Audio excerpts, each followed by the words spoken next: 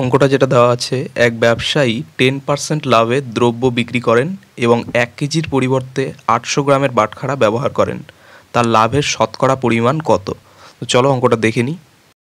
তো ব্যবসায়ী বাটখারা ব্যবহার করেছেন 800 গ্রামের, কিন্তু তার ব্যবহার করা উচিত ছিল কত?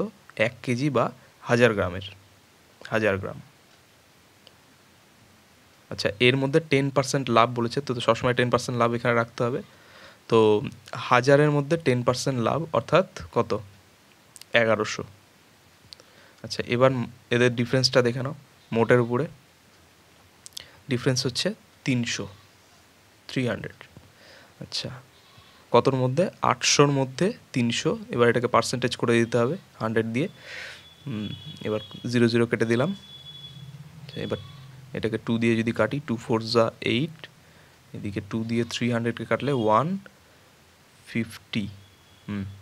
4 দিয়ে আবার 2 2 যা 4, এইদিকে হচ্ছে হবে 75।